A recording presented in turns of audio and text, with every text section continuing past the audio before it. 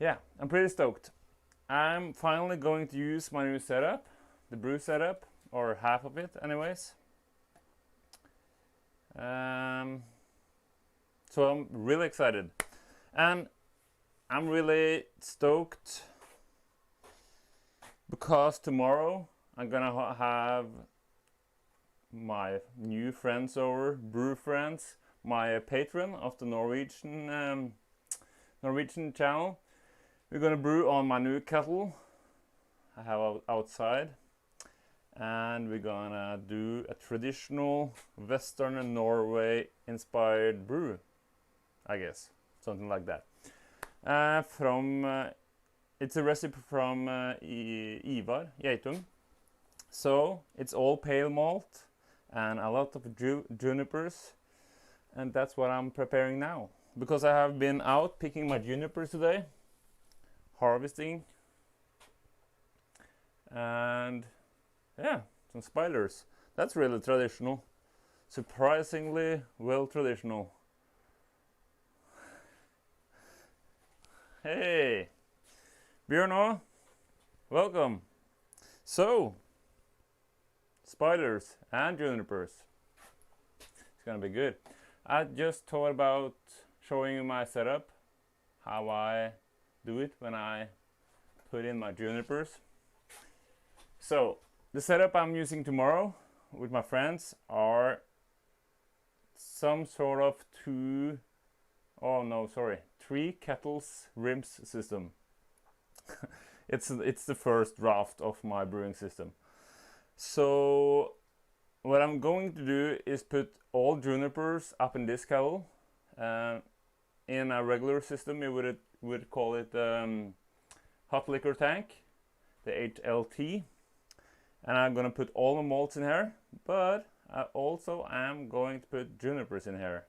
So junipers at the bottom, and gonna have some sort of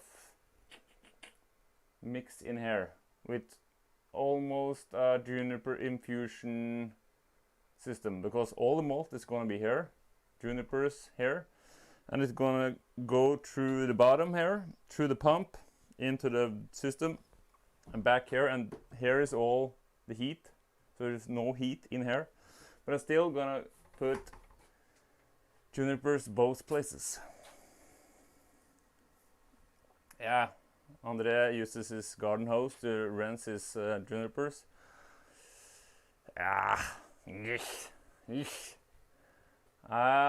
From all I'm seeing about traditional brewers, nobody rinses their junipers. So, skål! This is my Norwegian... something. It's black though. Some smoked malts. All Norwegian malts. But yeah. So, now I'm going to take my junipers and just put them down here, like it's in the Lauterton. And as far as I know it, it's only one rule of thumb that every farmhouse brewer says about his junipers. They need to be green. That's the only reason, only rule. They have to be green. But a rule of thumb here in Norway is that it's approximately 30 centimeters long and not thicker than a finger. So I'm good. As some of you know, I live in the low country, so this is low country junipers. The Junipers communis. In Norway we have both the communis and the communis alpina. So what I have done is I've filled almost all the kettle here. Tomorrow I'm gonna brew 80 liters. I'm gonna use 30 kilos of malt. It's gonna be a beer on between 8 and 10 ABV. So we need a lot of junipers. So as I said, I know some of the brewers, the traditional brewers in Western Norway, use both juniper infusion and put it as a strainer at the bottom of their kettles. Really hope for some spiders all in there. More protein, some guy said. Rusty Pig knows about his proteins.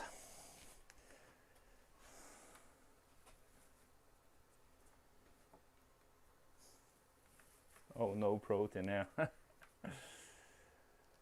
Yeah. So this is how it looks, how mine looks. Pretty good. I thought I would have to go out and pick more tomorrow, but I think I really don't have space. I thought I'd have a lot of space up in here, and now I'm a little anxious. So, as I started to talk about, I know some of the brewers in Western Norway, like Ivar himself, uses both. That's not that typical in Norway though, but still. Let's see, can you see this cam? Yeah, not pretty good. Let's see, I'm gonna find something to take the malts with, I hope. Put it in the tun. Okay. Nope.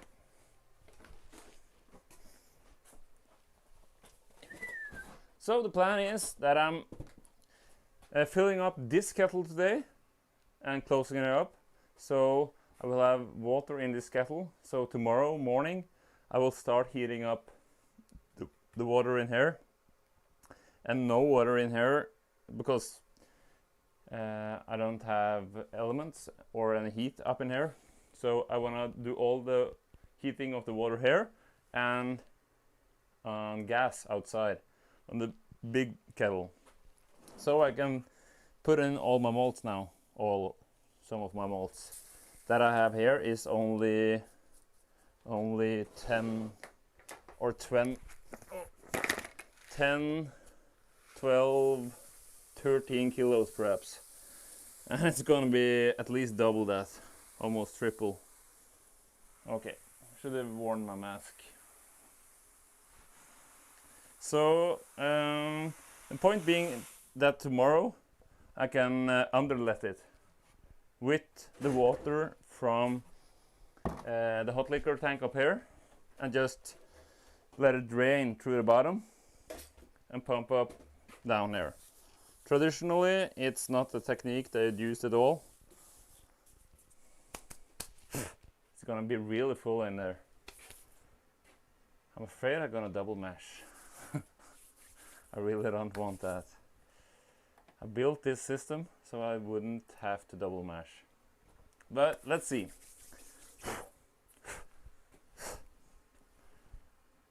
Okay. Okay. Should have done this outside. Let's see if we have this right. This is not done, as you can see. I have a lot more coming. I hope.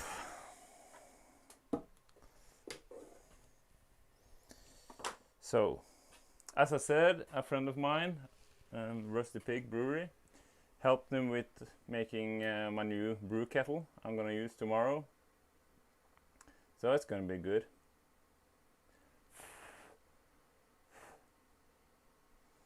Yeah, thanks for calling it Quake, Andre. That's really good.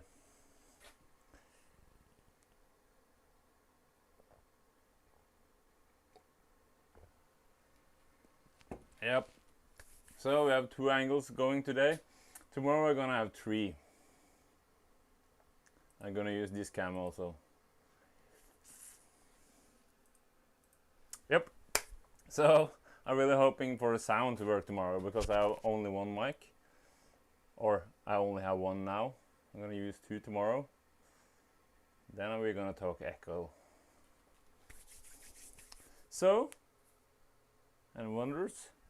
Any questions? The plan is that I have once a month, I have a Q&A episode on the channel where we mainly talk about farmhouse brewing. Other stuff also, of course.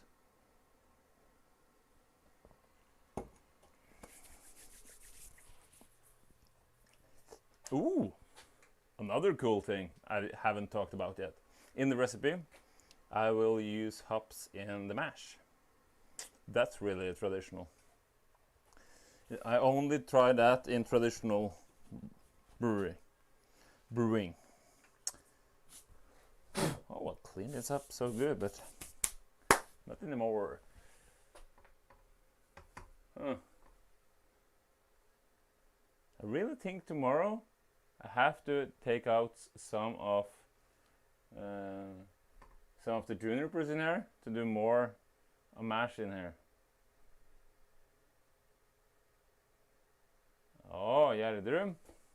Good, welcome, expats. I'm in Halden now, south in Norway, southeast in Norway to the border of Sweden. I can almost throw at least over to the Swedish border. Oh, that's a good question, recipe, because the difference between the types in the two Norwegian ones, some prefer to use the alpina, the mountain junipers. They only grow at 900 meters above sea level. And there's some other compounds in that, and stronger compounds, so they're more antiseptic. I have a video coming on that where you can, I don't have the alpina here now, but you can see the difference in the structure, because there is something different about the needle here.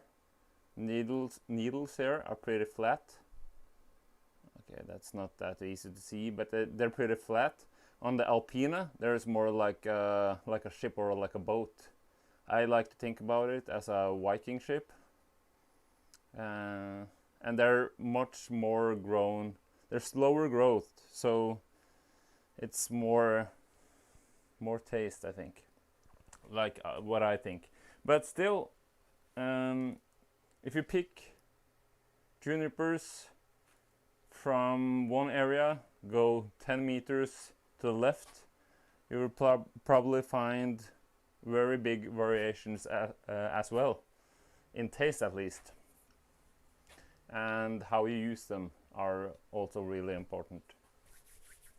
As a juniper infusion, it will be totally different from the one where you boil them. Or you can do a juniper infusion where you boil it in 4 hours, or you can just steep them in 70 degrees, or you can steep them overnight, and you will get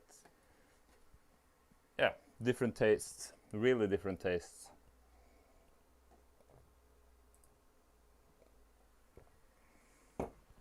If that answered your question. I still have some left, but I really don't think I should put it in. Not yet, anyhow. So I have some preparations to do tomorrow, or till tomorrow. I'm gonna put up my axes again. The Huldrevatn axes on the wall. That's the wall, if you wondered. And yeah, I'm gonna rinse out my new brew kettle. It's so fresh that I had to put sanitizer in it and just be totally certain that every fitting was as it should be. Yeah, pretty clear. But you have to taste it to really get the hold of it. But I will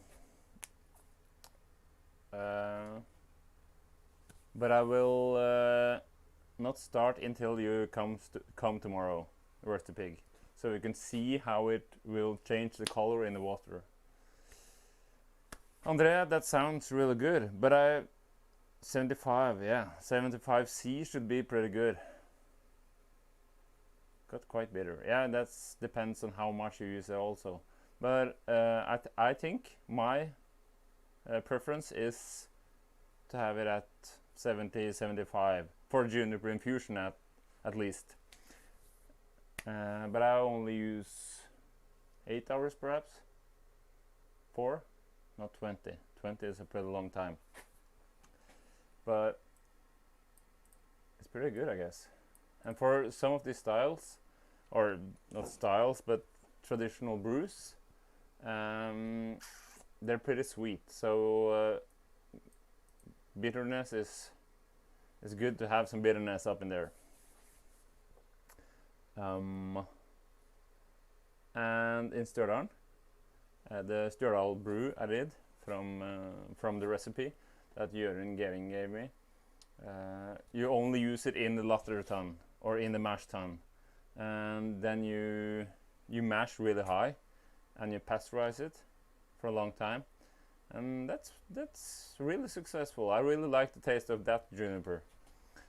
So we automatically can't just put all the junipers in there and just stuff it, because you have to have malts in there as well. So you have to have some restraint, I guess. See, I gotta fix my chat box also. Don't need to go away. Let's see. Bum, bum, bum, bum. Bum, bum.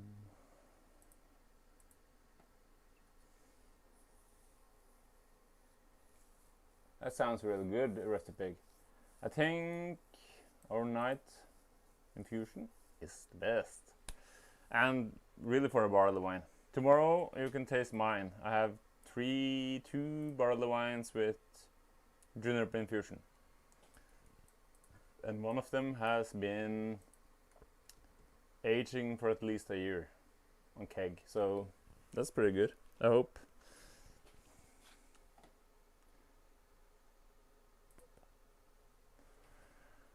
Yeah, so that's that, I guess. If you want to see more tomorrow, just jump in on the Norwegian site, Norwegian channel. It's gonna be, as I said, all in Norwegian though, so if you're not Norwegian, it's troubling to listen to, I guess. But then you can see how the system really works, or if it works at all. That's always a good question. Will it work? Sorry, just looking for some tri clamps, some fittings,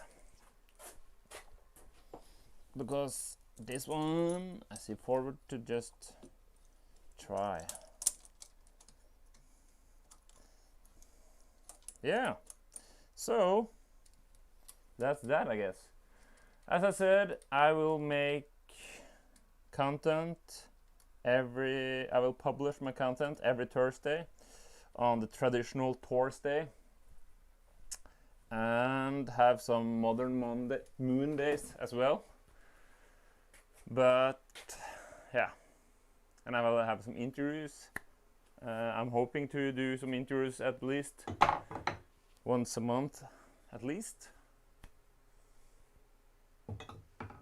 So I'm gonna put up my axe now. I'm gonna enjoy it. So I hope to see you, some of you, at least the Norwegians of you, tomorrow. And see you down the road, traveler. Skål, and see you.